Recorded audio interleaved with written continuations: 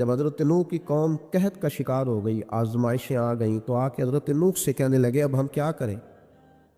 تو کیا کہا حضرت نوح نے؟ فرمایا فَقُلْتُ اسْتَغْفِرُوا رَبَّكُمْ، آپ نے فرمایا اپنے رب سے استغفار کرو، اپنے رب سے۔ انہوں نے قحط کی بات کی، انہوں نے کہا کہ کھیتیاں اجڑ گئی ہیں، بارش نہیں ہو رہی، قحط کی بات کی۔ آپ نے کیا کہا؟ استغفار کرو، کیوں کہ انہو کان غفارا، بے شک اللہ بڑا ہی بخشنے والا۔ وہ کیا کرے گا؟ یرسل السماء علیکم مدرارا، وہ تم پر موسلا دار بارش برسائے گا۔ جب تم استغفار کرو گے تو اللہ موسلا دار بارش برسائے گا، وَيُمْدِدْكُمْ، اور وہ تمہاری مدد کرے گا۔ استغفار کرنے والے کی اللہ کیسے مدد کرے گا؟ بِأَمْوَالٍ وَبَنِينَ، تمہیں مال بھی عطا کرے گا اور بیٹے بھی عطا کرے گا، بارش بھی دے گا استغفار کرنے والے کو، اور مال اور اولاد سے اس کی مدد بھی کرے گا۔ وَيَجْعَلْ لَكُمْ جَنَّةٍ وَيَجْعَلْ لَكُمْ أَنْهَارًا، اللہ تمہیں جنت بھی عطا کرے گا اور تمہیں نہریں بھی عطا فرمائے گا۔ انسان اپنی زندگی میں عمل کرنے کے لیے ہمیشہ کسی نہ کسی کی پیروی کرتا ہے۔ بہت سارے لوگ ہمارے میں سے مانتے نہیں ہیں، لیکن سارے لوگ ہی کانوں کے کچے ہوتے ہیں۔ بھائی اتنا فرق ہوتا ہے، کچھ تھوڑے زیادہ کچے ہوتے ہیں اور کچھ تھوڑے کم کچے ہوتے ہیں، لیکن سارے ہی اثر قبول کرتے ہیں۔ زمانے میں، سوسائٹی میں جتنی چیزیں پائی جاتی ہیں وہ انسان پر اثر انداز ہوتی ہیں۔ انسان بہرحال کسی کو دیکھتا ہے، بہرحال کسی کے پیچھے چلتا ہے، بہرحال وہ کسی کو فالو کر رہا ہوتا ہے، کچھ مان کر فالو کر رہے ہوتے ہیں، تسلیم کر کے، اعتراف کر کے، اور کچھ بغیر مانے کسی کے پیچھے چل رہے ہوتے ہیں، لیکن ہم کسی نہ کسی کو بہرحال فالو کرتے ہیں۔ دنیا میں جو کچھ بھی آیا نا، یہ بھی تھوڑے سال ہوئے ہیں، میرج آل کو عام ہوئے، زیادہ نہیں۔ میں نے خود دیکھا، ہم چھوٹے تھے تو خاندان میں ایک شادی تھی، دادا جی سے کہا گیا کہ میرج آل بک کرا لیں، تو دادا جی کہنے لگے نہیں پتر، تیاں کروں ٹوری گیا نے۔ اب یہ کہ وہ باتیں، یہ بھی کل کی بات ہے، لمبی نہیں، 15-18 سال پرانی ہوگی۔ پھر ہم فالو کرنے لگ جاتے ہیں، پھر لوگوں کا خیال ہوتا ہے کہ شاید میرج آل بک نہ کرایا تو لوگ کہیں گے غریب آدمی ہے، لوگ کہیں گے شاید ان کو جدید دور، ہم نہ فالو کرتے ہیں، رسم و رواج کو فالو کرتے ہیں۔ مزاج ہوتا ہے، جس ڈگر پہ ساری دنیا چل رہی ہوتی ہے ہم بھی اسی پہ چلنا شروع کر دیتے ہیں۔ پھر بہت ساری چیزیں جو ہمارے اسلاف میں، ہمارے بزرگوں میں، ہمارے بڑوں میں پائی جاتی تھیں، وہ پیچھے رہ جاتی ہیں، اور رسم و رواج آگے چلا جاتا ہے۔ بندہ نہ چاہتے ہوئے بھی فالو کرتا ہے چیزوں، نہ چاہتے ہوئے۔ ہماری جو پرانی بوڑھی خواتین ہوتی تھی وہ کہتی تھی مٹی کی ہنڈیا میں کھانا پکانا ہے، سیر ٹھیک رہتی ہے۔ اب جناب پریشر کوکر میں پکتا ہے، بے شک اس کا گلا گھونٹ دیا جائے پوری طرح سے، پکے گا اسی میں۔ ہم فالو کرتے ہیں اور ماننے کو تیار بھی۔ میری باتوں کی سمجھ آ رہی ہے آپ کو؟ انسان جتنا بھی سیاںا ہونا، بہرحال کسی نہ کسی کے پیچھے چلتا ہے، اس کو چلنا ہی پڑتا ہے۔ رب نے مسئلہ حل کر دیا، فرمایا تم نے کسی کے پیچھے چلنا جو ہے تو ایسے کے پیچھے چلو گے جس میں کمیاں پائی جائیں گی۔ میں تمہیں ایک ذات دیتا ہوں مدینے والے محبوب کی، لَقَدْ كَانَ لَكُمْ فِي رَسُولِ اللَّهِ أُسْوَةٌ حَسَنَةٌ، فرمایا تمہارے لیے نبی پاک علیہ السلام کی زندگی میں بہترین نمونہ ہے، سونی بات ہے۔ حضور کا طرز زندگی اختیار کرو، نبی پاک کے طریقوں پہ چلو، حضور سید عالم صلی اللہ علیہ وسلم نے جو تمہیں دیا ہے وہ لو، حضور کے رستوں کے مسافر بنو، نبی پاک کی سنت کو، شریعت کو، حضور کے طریقہ کار کو اختیار کرو، اپناؤ۔ ہم اگر نبی کریم علیہ السلام کی تعلیمات کو پہلے تو محبت سے سمجھیں، پڑھیں، غور کریں، سنیں۔ یہ جو ہمارے جتنے کام ہیں نا، یہ سارے ہو گئے رٹے رٹائے، رٹے رٹائے۔ یعنی میری ذاتی رائے یہ ہے کہ اگر ایک محفل صرف اس لیے رکھ لی جائے کہ پردے میں خواتین بیٹھیں گی، سامنے مرد بیٹھیں گے، اور صرف میاں بیوی کے حقوق جو کتاب و سنت میں آئے ہیں وہ بیان کیے جائیں۔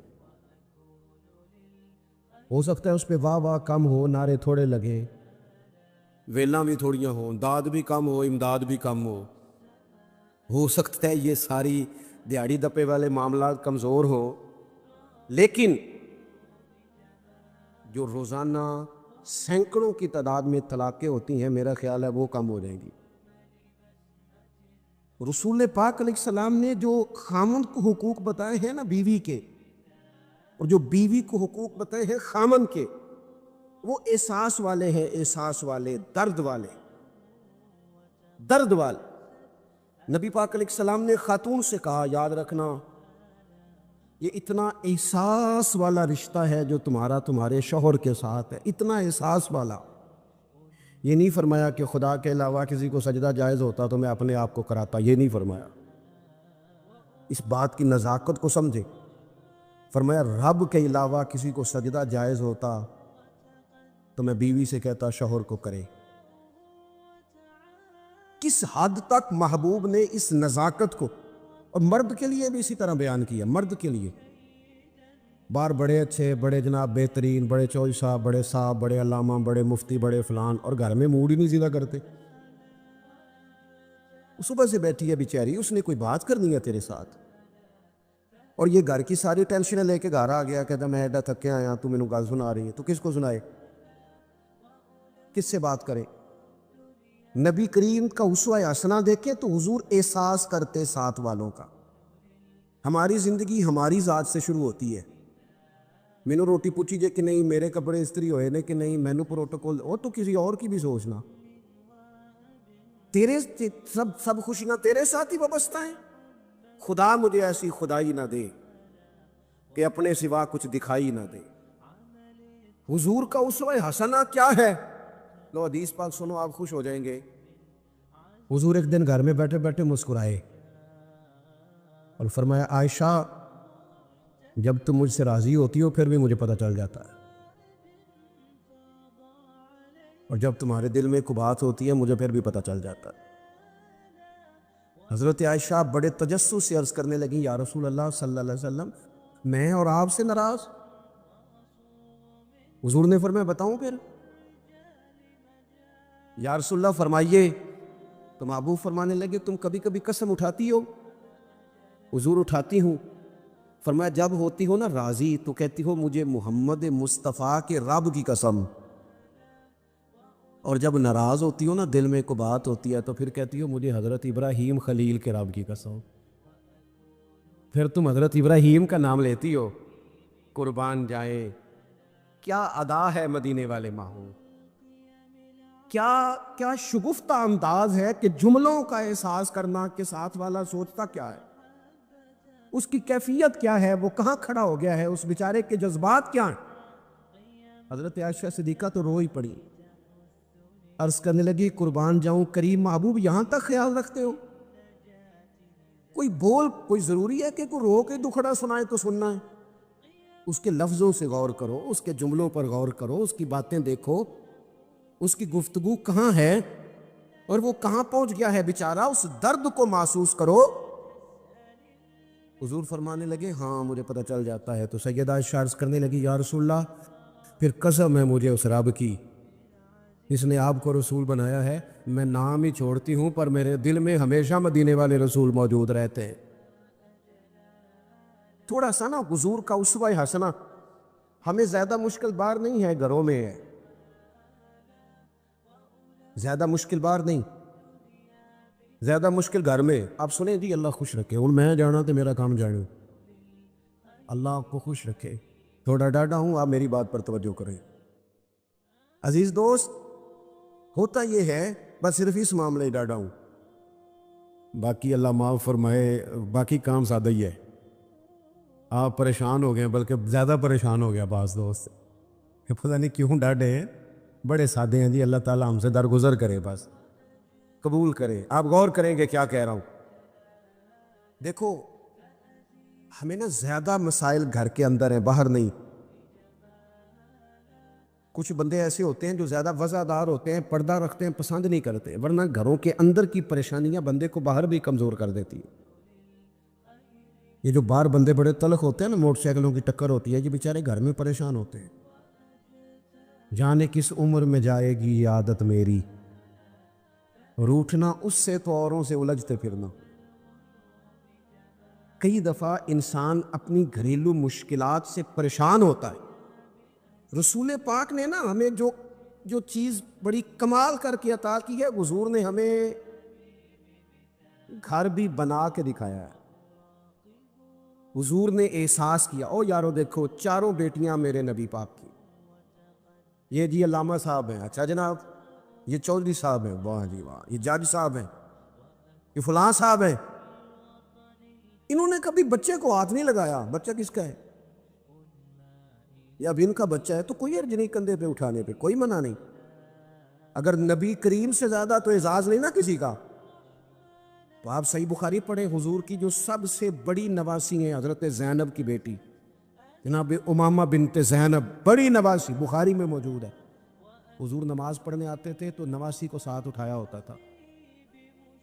اچھا یہ بھی کبھی سیکھا کرو، میرے رسول کی 4 بیٹیاں ہیں اور یہ نبی پاک کی نواسی ہیں سب سے بڑی حضرت امامہ بنت زینب۔ حضور مسجد میں آتے تو نواسی کو اٹھایا ہوتا، اور حضور نماز کی نیت باندھ رہے ہیں اور یہاں نواسی کو اٹھایا ہوا ہے۔ جب رکوع سجدے میں جاتے ہو تو بچی کو رکھ لیتے۔ ایک دفعہ حضور کے پاس ایک شخص آئے، اقرا بن حابس نام تھا، نبی پاک کے ساتھ بچے کھیل رہے تھے، تو کہنے لگے حضور میں نے نہیں کبھی بچوں کو ٹائم دیا۔ تو اڈینی گل کرنے لگا، ویسے میں بعض ایسے لوگوں کو جاننا کہ وہ اپنا بال بھی لے کے باہر نہیں ہوندے، کہنے لوگوں کہنا سنیا تینوں روٹی تاں مل دی جے تو بچے کھڑائیں تھے نہیں لے۔ یہ کوئی شرم والی بات ہے؟ یعنی تیرا بچہ ترس جائے زندگی میں، تیرا پوتا، تیرا نواسا، تو اسے محبت ملے گی؟ نبی پاک سے زیادہ مصروف آدمی کوئی نہیں۔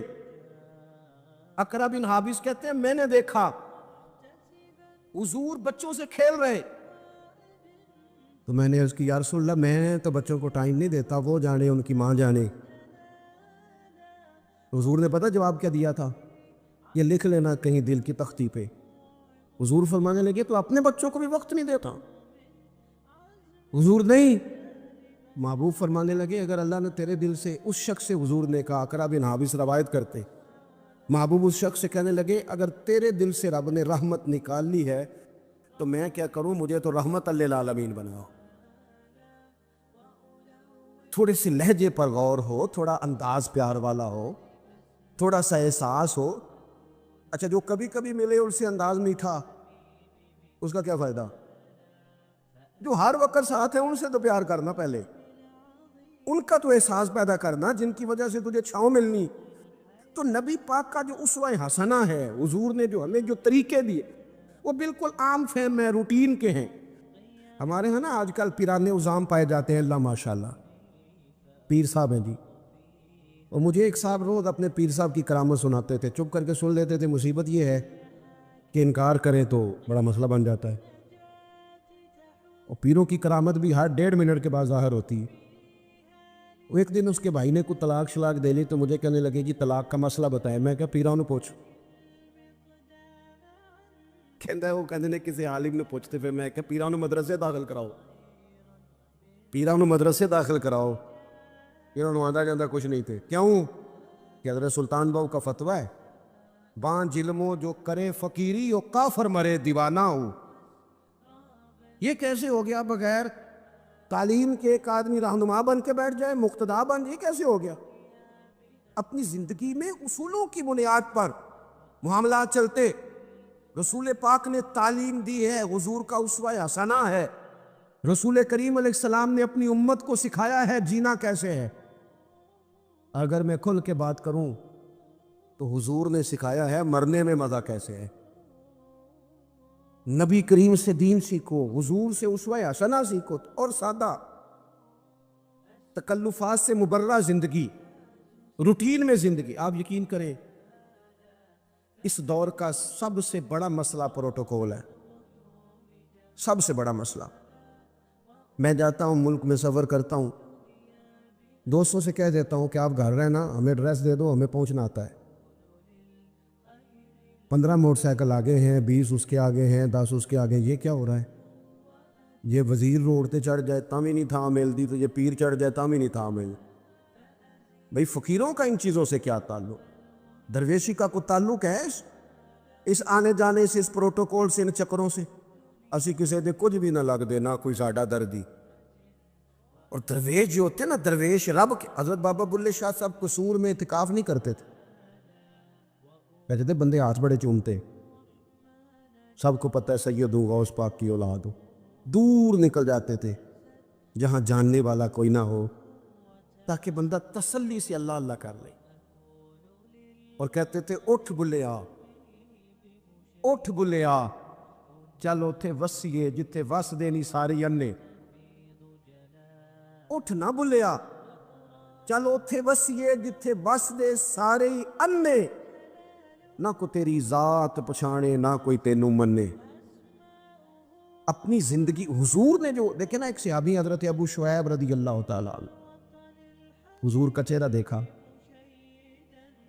تو محسوس ہوا کہ محبوب نے کئی دنوں سے کھانا نہیں کھایا۔ میٹھا کھانا بھی سنت ہے، پر فاقہ کرنا بھی سنت ہے، جی یہ بھی سنت ہے حضور کی۔ اور نبی پاک فقیری پر مجبور نہیں، حضور تو کائنات کے خزانوں کے مالک ہیں، لیکن اللہ سے مانگ کے لیا فقر میرے نبی پاک، کہا ہے اللہ ایک وقت روٹی دے، ایک وقت فاقہ دے۔ یہ سادگی، یہ عاجزی، یہ حضور کی پسند ہے۔ اللہ کرے آپ کو سمجھ آئے۔ ایک ہوتا ہے فقیری میں فقیری کرنا، وہ آسان ہے، ایک ہوتا ہے بادشاہی میں فقیری کرنا۔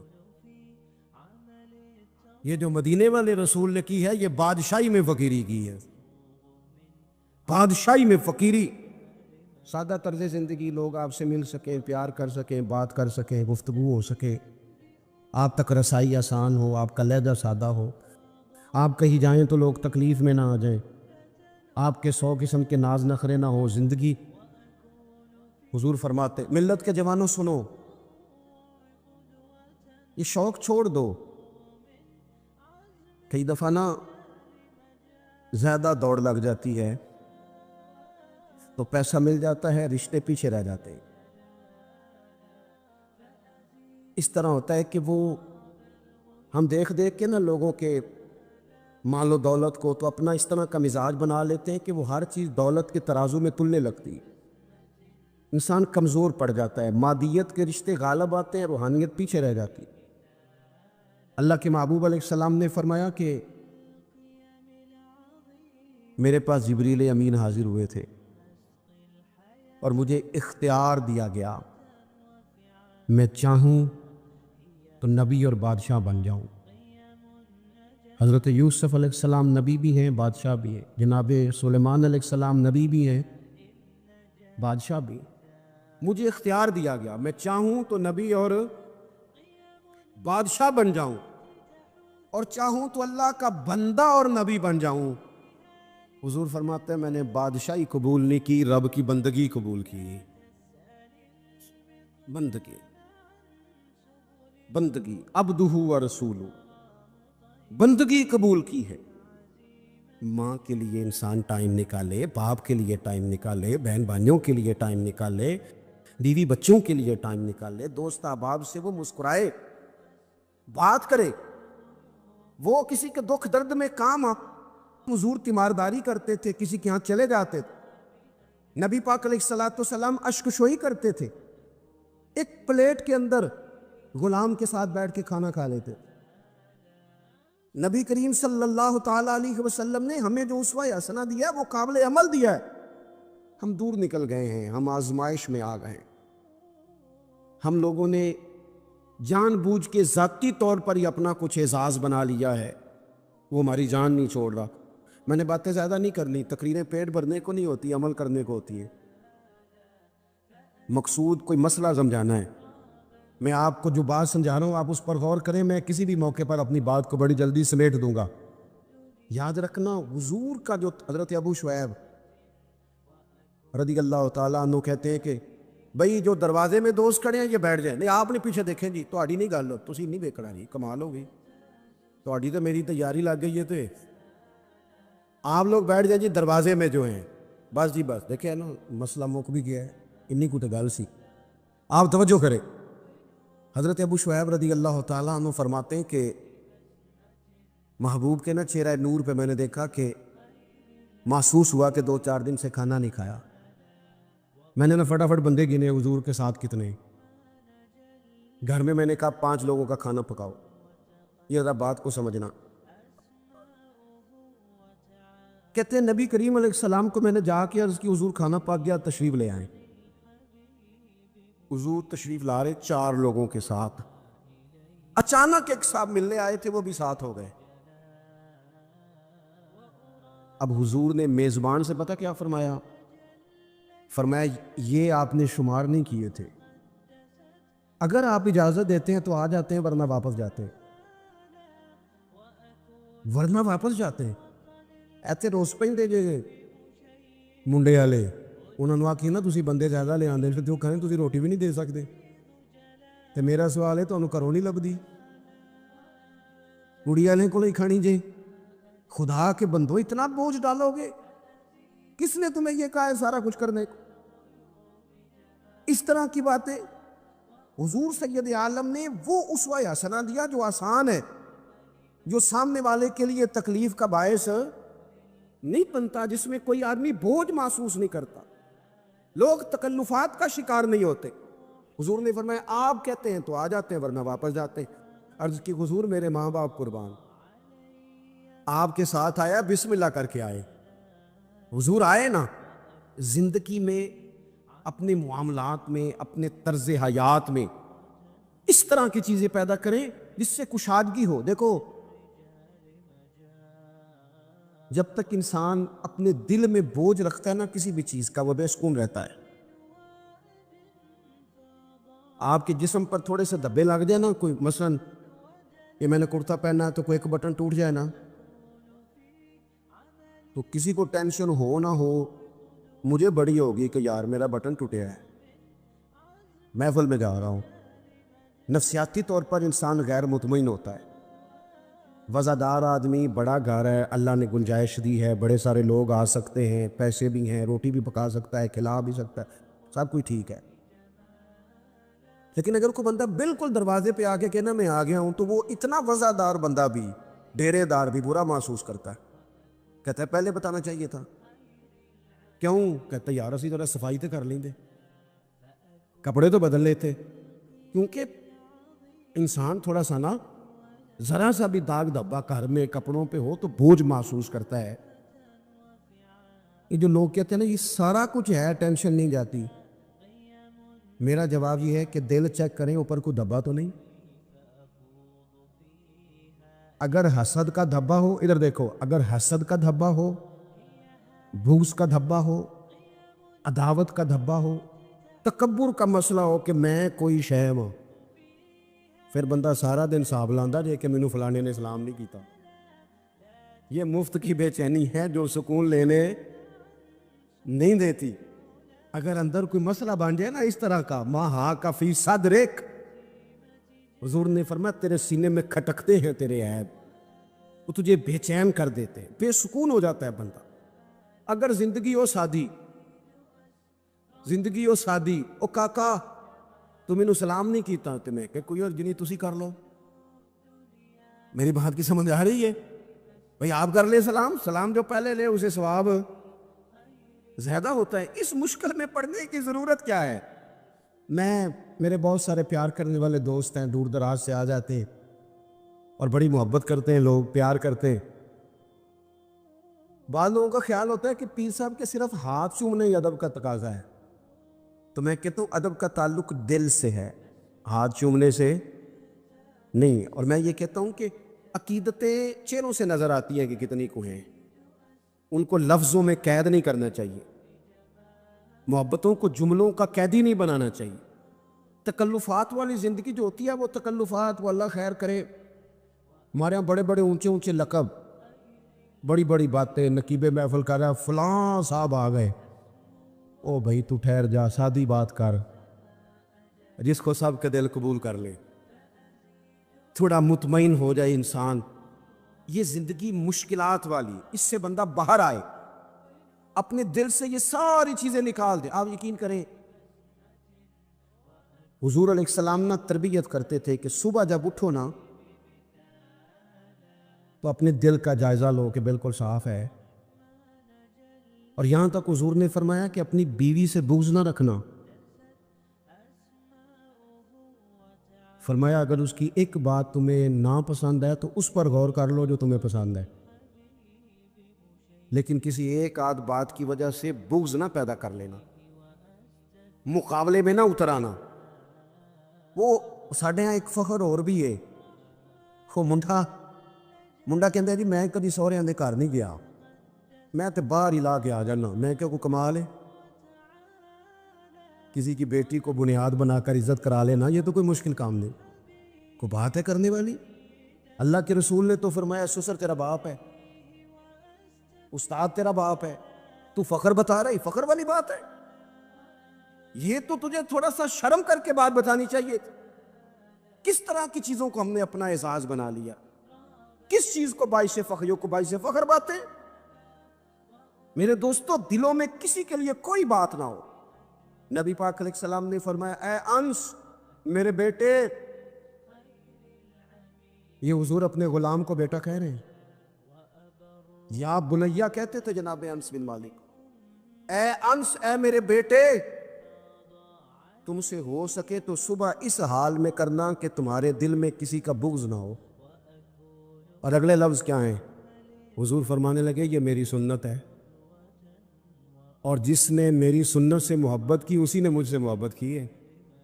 میرا مسواک لے کے دانت صاف کرنا ہی سنت نہیں, دل صاف کرنا بھی سنت ہے. دل صاف کرنا بھی سنت ہے, یہ بھی ترمذی کی حدیث میں موجود ہے. میں بس بات ختم کرنے لگا ہوں, آپ غور کریں گے.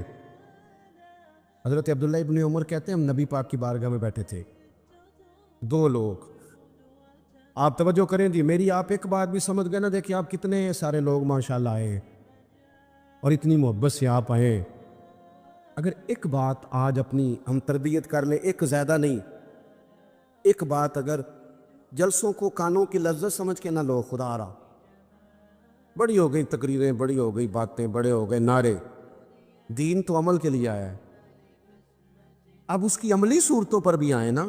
میں اکثر دوستوں سے پوچھتا ہوں, سب نے حدیث سنی ہوئی ہے نا کہ ایک عورت نے کتے کو پانی پلایا تھا تو بخشش ہو گئی تھی, سنی ہے نا. لیکن یہاں سڑک پہ گاڑی سے ٹکرا کے کتا مر جائے نا تو اس کا گوشت گاڑیوں کے ٹائروں سے لگ کے سڑک سے ہٹتا ہے, کوئی بندہ چھڑی کے ساتھ بھی سائڈ پہ نہیں کرتا.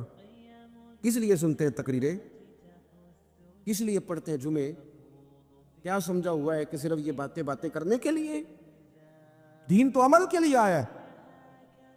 جو قوم مجھے اللہ نے توفیق دی, ہم نے خدمت کی وہاں تھوڑی سی بڑی مختصر سی, سب سے تھوڑی ہماری ہے. سیلاب زدگان کے لیے ہم گئے, 2 دفعہ میں خود بھی گیا اور میرے سنگی تو تسلسل سے وہاں خدمت میں مصروف رہے. جتنی سیاسی جماعتیں نا آپ کے ملک میں ساری حکومت میں ہیں. کسی کی پنجاب میں حکومت ہے, کسی کی مرکز میں حکومت ہے, کسی کی سندھ میں ہے, کسی کی خیبر. کورن کیوں لاگ پہ